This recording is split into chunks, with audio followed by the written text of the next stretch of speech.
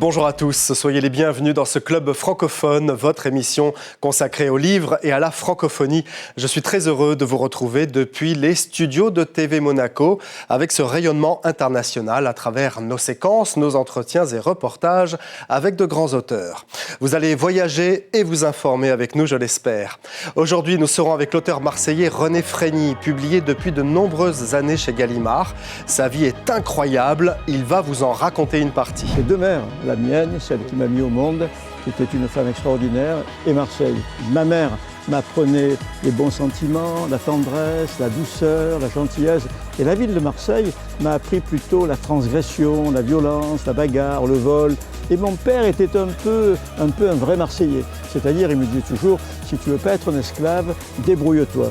Ne pique jamais un pauvre, mais si tu voles un riche, tu ne fais pas le mal. Nous irons du côté du Vieux-Port et du Fort Saint-Jean à Marseille avec René Frény tout à l'heure. Un moment à ne pas manquer. Et puis votre club de lecture avec des passionnés de livres, dont une jeune lectrice lycéenne, un lecteur passionné et les pépites des libraires.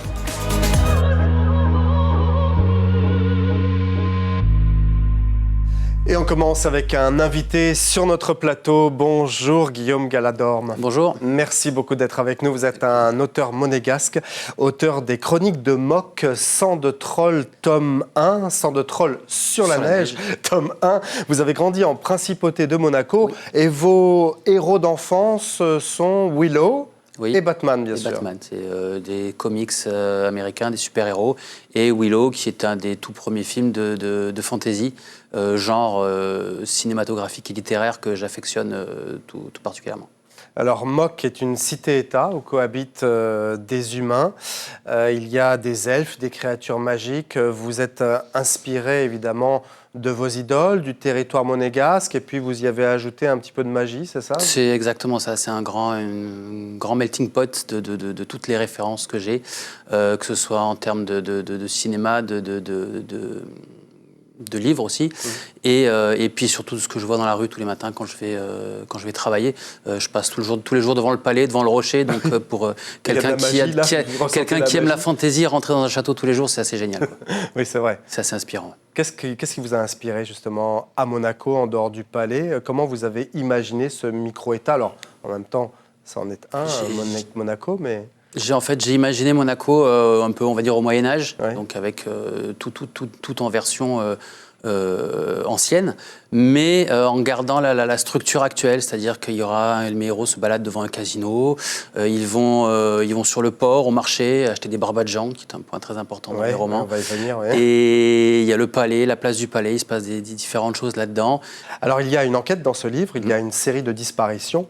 Oui. Et à partir de là, évidemment, tout l'imaginaire est possible. Vous avez développé votre imaginaire à partir de là, à partir de cette histoire qui commence comme un polar, en fait. C'est exactement ça. C'est le mélange. Je pratique le mélange des genres, ouais. Entre un univers qui est de la fantaisie, inspiré de ce que je vois tous les jours, et une enquête, un polar, avec un héros qui se retrouve à enquêter sur des disparitions mystérieuses, tragiques, qui finissent toujours très mal quand il retrouve les personnes disparues.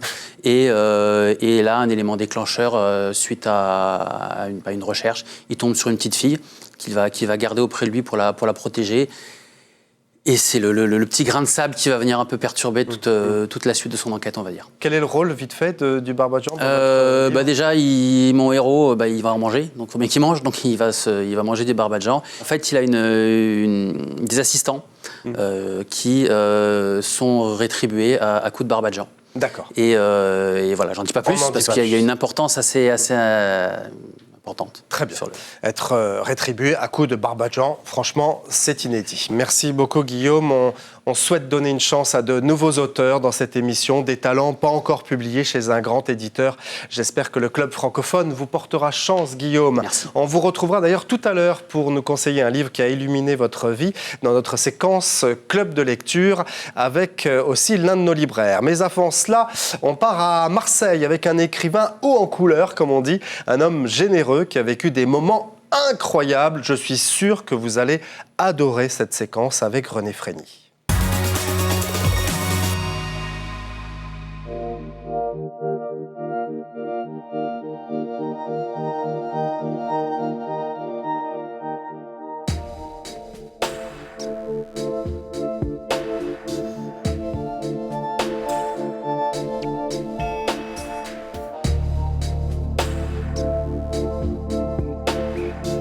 Bonjour René Frény.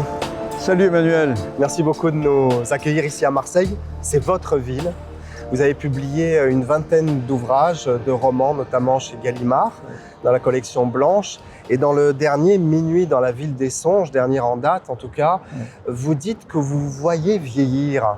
Et quand vous revenez à Marseille, parce que maintenant vous êtes sur les hauteurs, vous êtes dans l'arrière-pays, vous dites tous les souvenirs remontent. Tous les souvenirs remontent, mais je me vois encore plus vieillir. Parce que quand on a grandi sur ce port, quand on s'est baigné à 12 ou 13 ans à Pierre-Plate, et quand on a fait toutes les conneries autour du port, on se rend compte aujourd'hui, on n'a plus le corps, on n'a plus les mains, on n'a plus les jambes, on n'a plus... Quand on piquait un truc, on partait en courant, mais on aurait largué toute la police. Aujourd'hui, je ne tiendrais pas à 10 mètres. On traversait la passe à la nage, aujourd'hui je me noierais. Donc là, je me rends compte que j'ai été un minot très adroit, rapide, malin, et que je suis pas tout à fait vieillard, mais que j'ai quand même beaucoup de souvenirs. Et vous êtes surtout un grand écrivain aujourd'hui, et pourtant, quand vous êtes jeune, vous n'aimez pas du tout les livres. Mais les enfants se moquaient de moi à Marseille parce que j'avais des lunettes très épaisses. Ils m'appelaient Quatre-Œils et j'ai pris l'école en horreur. J'avais peur d'aller à l'école parce qu'ils se moquaient de moi. Donc, dans la rue, personne ne m'interrogeait. Le maître ne me notait pas. J'étais tranquille. À 14 ans, vous fréquentez les filles, les prostituées. Quand on grandit dans une ville comme ça, on est condamné à être dégourdi. Sinon, tu es broyé par la ville. Derrière, il y a le Fort Saint-Jean. Ouais. On piquait des mobylettes, on les rentrait par une fenêtre qui était cassée à l'époque et on démontait tout dans ce Fort Saint-Jean qui a une histoire incroyable. Hein. Alors, on va raconter l'histoire du Fort Saint-Jean. On va y aller, on va passer par une coursive. On ira sur les pierres plates tout à l'heure, parce que sur les pierres plates, il y a une histoire incroyable que va vous raconter René. Il est prêt à toutes les bêtises, y compris dans l'eau.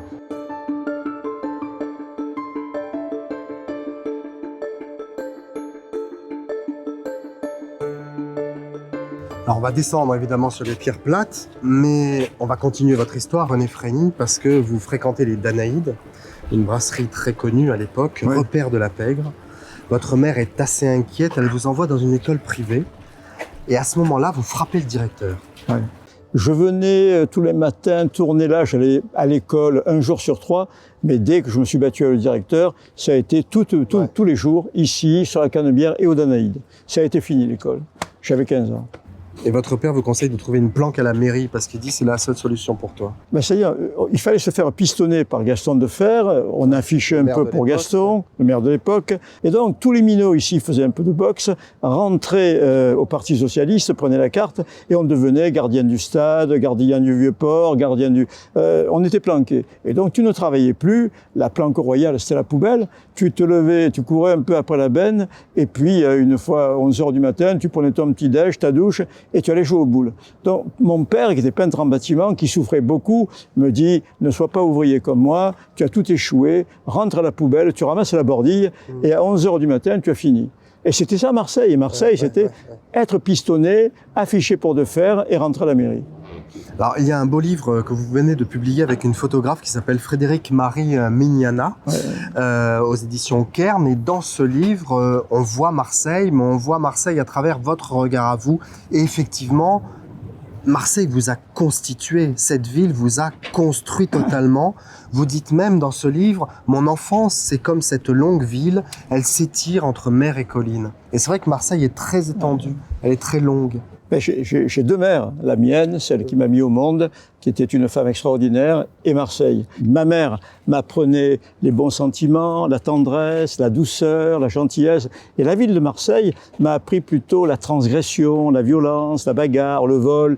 Et mon père était un peu un vrai Marseillais. C'est-à-dire, il me disait toujours, si tu veux pas être un esclave, débrouille-toi. Ne pique jamais un pauvre, mais si tu voles un riche, tu ne fais pas le mal. C'est normal. Ma mère hurlait, mais tu vas envoyer cet enfant au Baumette, à l'échafaud. Ma mère pensait à moi. C'est pas qu'elle avait un sens de la morale plus aigu que mon père, mais elle pensait à ma vie. Alors que mon père, il me disait, débrouille-toi, sinon tu seras toujours un esclave. Des histoires, vous en avez plein à raconter. Vous dites même que c'est le plus grand théâtre de France, Marseille. Il y a des villes où il pleut toute la journée. Ouais. On s'assoit à son bureau, on devient écrivain. Ouais. Ici, il fait bleu 300 jours par an. On sort le matin et on se raconte des histoires. Par exemple, il y a une altercation le matin au Fort Saint-Jean, une bagarre. Ouais. Elle fait le tour du Vieux-Port, elle enfle et chacun rajoute quelque chose pour être intéressant. Et quand ça arrive au Fort Saint-Nicolas le soir, on te dit il y a eu 4 morts au Fort Saint-Jean, règlement de compte, un tel a été tué. Et tout le monde le croit. Il faut occuper le temps en se racontant des histoires. Le Marseillais est un conteur.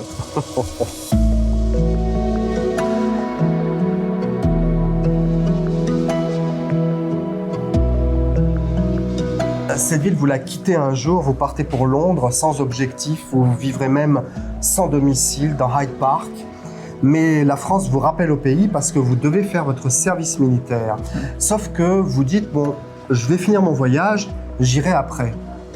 Et vous finissez au cachot. J'arrive avec 2 mois de retard à Verdun, où je suis convoqué, et bien entendu, je passe en procès militaire, 6 mois de prison, et je reste 6 mois dans un cachot. Et dans ce cachot, tu n'as rien à faire. À l'époque, il n'y a pas de télé, il n'y a pas de radio, il n'y a que les livres. Et l'aumônier m'apporte un livre de Jean Giono. Ouais. Il me dit, c'est un Provençal comme vous.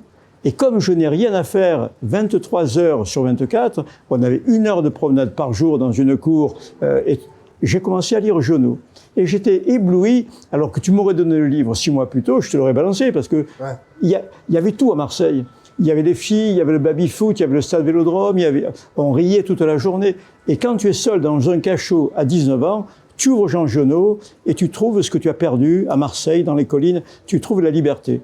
Mais alors ça commence avec un collègue de cachot, un collègue de prison, un Corse, qui s'appelle Ange-Marie Santucci. Et lui, c'est un petit délinquant au départ, mais il dit « j'ai plus que les armes, j'ai les mots ».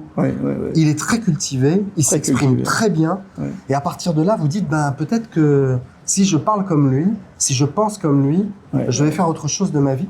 Il s'était fait choper dans un braquage rue Saint-Ferréol, les flics l'avaient mis aux Petites Baumettes et son père l'avait obligé à s'engager. Et il avait tout refusé. Et depuis 2 ans qu'il était en prison, il lisait. Et il me dit « si tu veux résister à ce qu'ils nous ont mis là, il faut lire, il faut réfléchir ». Et donc, c'est lui qui m'a apporté des livres, et on s'est radicalisé, le mot maintenant est galvaudé, mais on s'est radicalisé tous les deux, c'est-à-dire on est devenus guévaristes, castristes, on lisait les livres de Mao Tse-tung ou de Trotsky, et à partir de là, on a décidé de s'évader de prison et de rejoindre le Che en Bolivie. Donc c'était un rêve d'enfant, mais c'est ce Corse et cet aumônier qui m'ont apporté des livres et qui ont fait l'homme que je suis.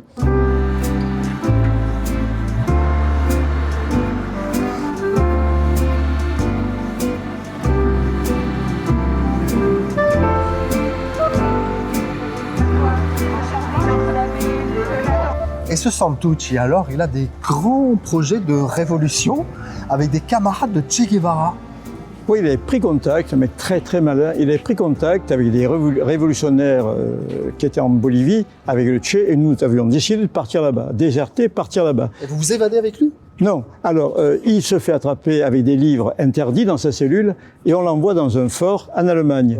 Et moi, je reste dans la même petite prison à Verdun. Et puis, quelques temps plus tard, je m'évade, je déserte, et au lieu de partir en Bolivie, je ne sais plus du tout où il est, et je pars à Bastia.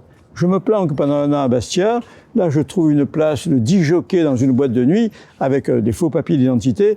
Et pendant plus de 30 ans, je n'ai plus de nouvelles d'Ange-Marie Santucci. Je ne sais plus où il est passé. En lisant le journal, un jour de novembre, j'apprends que le Che a été abattu en Bolivie. Donc, nos projets tombent à l'eau. Il n'y a plus de Che, il n'y a plus de guérilla, il n'y a même plus de Santucci. Donc, je fais ma vie, je continue à faire danser les filles à Bastia avec des faux papiers et la vie continue. On vous envoie au bagne quand même, hein ? Ah oui, c'est-à-dire, j'ai quitté une forme de bagne, les prisons militaires étaient des bagnes. Pour arriver à Bastia, un matin de fin octobre, les filles sortaient les tables, les chaises en osier, les parasols. Elles allaient travailler en petite robe d'été, parce qu'à Bastia, fin octobre, c'est l'été. Et donc, elles étaient d'une beauté, mais il y avait des mois que j'avais pas vu, touché, caressé une femme, et je me trouve avec les plus belles bastiaises de la place Saint-Nicolas. Je bois un café au lait en regardant tout ce bleu et ces filles. Ça, c'est quand vous êtes en cavale. En cavale. Oui, quand on vous envoie au bagne, vous désertez encore, vous êtes en cavale. En cavale. Vous allez en Corse, vous allez en Turquie aussi, à Istanbul. Mais avant la Turquie, je dois quand même rendre hommage aux Corses, parce que je suis un peu d'origine corse. Hein. C'est bien. Mes deux grands-parents sont corses, donc je vais me planquer là-bas parce que mes parents sont corses. Et à Bastia, j'ai été protégé par les Bastiais. Un directeur de boîte de nuit, un gros voyou, Raffaali, me dit « Mais qu'est-ce que tu as fait pour être en Corse en hiver ?» Je dis « Je me suis tiré d'une prison. » Il me dit « C'est rien du tout. Tu vas être 10 jockeys. Basique. Tu mets les disques, tu fais 10 jockeys, tu fais danser les filles, mais tu sais faire le bebop. Tu fais danser les filles. Après, le mardi soir, le commissaire vient boire un casa, on boit des casas là-bas. Ouais. Tu lui sers un casa. C'est un pastis. Un pastis corse. Il y a 3 marques, hein. Il y a Ricard, 51 et casa. Et casa. En Corse, on boit que du casa. En Corse, on boit du casa. Tu lui sers un casa au commissaire, je lui expliquerai que tu es mon petit cousin. Et j'ai jamais été embêté à Bastia, protégé par ce mec, qui était un gros voyou, par le commissaire qui fermait les yeux, et surtout par la population bastiaise qui est très très hospitalière. Bon, 6 ans plus tard, une fois que vous revenez à Aix-en-Provence, vous êtes infirmier. Et puis à l'âge de 40 ans, vous écrivez vos premiers romans à Manosque, 15 mètres carrés au milieu des collines, et vous devenez écrivain. Ouais. Bon, on va aller sur ces fameuses pierres plates, et vous allez nous raconter 1 ou 2 histoires incroyables. Si vous voulez. Notamment vos liens avec la pègre, ouais. Car malheureusement, René a fréquenté de très près certains parrains de la mafia. Hein. La mafia.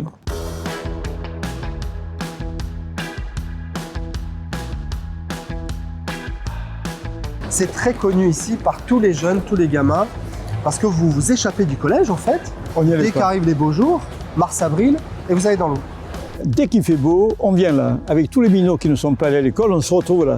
Et on fait des concours de natation, on traverse la passe, et un jour, j'arrive le matin, je me déshabille. Alors bien entendu, l'hiver, quand tu vas à l'école, tu n'as pas de maillot. Ouais. Donc j'étais en slip. Je me déshabille là, je pose mes vêtements et je plonge. Je traverse la passe, je reviens. Et quand je reviens, mes vêtements avaient disparu. Qu'est-ce que je fais? Je me planque entre 2 rochers, j'étais en slip et j'attends. Un autre minot arrive, il se déshabille, il plonge, je prends ses affaires et je m'en vais. Et ça a dû être ça toute la journée. Il y en a un qui plongeait, l'autre prenait ses affaires, et le dernier couillon qui est resté là, il est rentré à poil chez lui.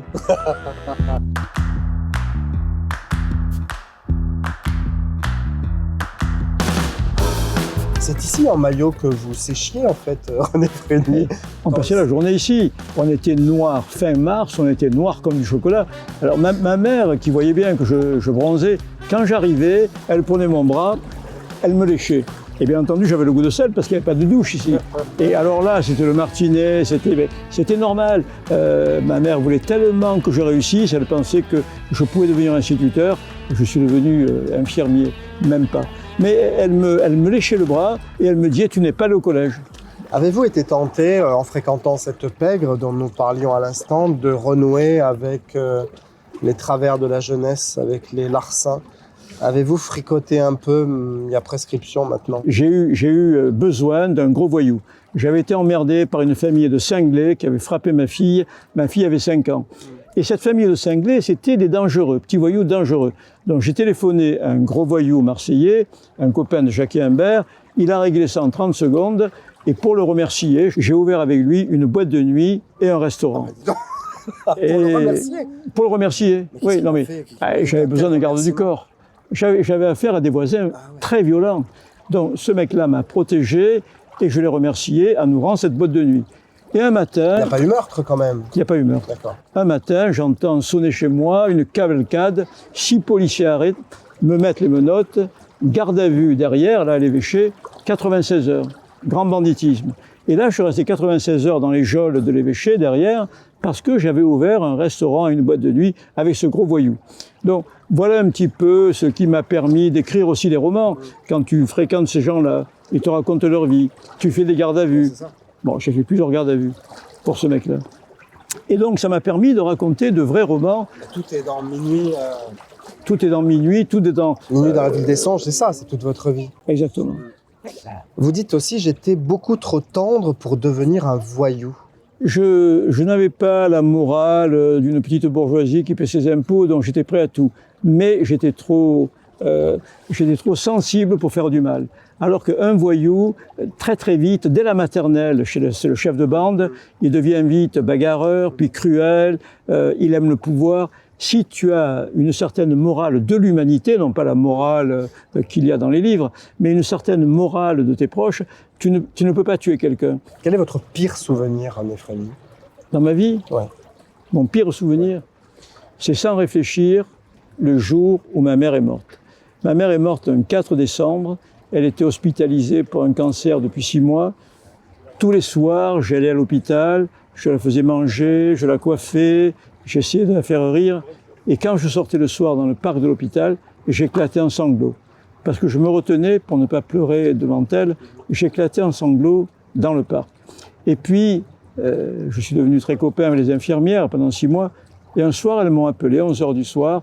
Elles m'ont dit, il faut que tu viennes à l'hôpital, ta maman vient de s'éteindre. Et là, en un quart d'heure, j'ai eu 41 températures, je suis tombé malade, je suis resté malade pendant des semaines. Et c'est le souvenir le plus douloureux, c'est même pas le mot douloureux, je n'osais plus sortir, je pleurais toute la journée. Même quand je sortais dans la rue, je voyais ma mère dans la rue, comme si elle était... et je pleurais. Donc c'est mon plus difficile souvenir. Voilà, c'est toute l'histoire de René Frény, toute cette générosité incroyable. Je vous l'ai déjà dit, René, mais dans tous ces livres, il y a du Giono, il y a aussi un peu de Pagnol. C'est un compliment, hein. Chez moi, je sais que parfois c'est controversé, mais pourtant, Dieu sait si Marcel Pagnol a écrit des chefs-d'œuvre. Et Minuit dans la ville des songes, donc c'est paru chez Gallimard, en poche chez Folio. Il y a Marseille aussi, chez Kern Édition, un livre de photographie. Bon, je vous laisse avec René parce qu'il a plein d'histoires à vous raconter. Moi, j'ai terminé mon entretien. Merci. Allez. René. Bon, tu m'as dit que si je venais, tu prenais un bain. Non,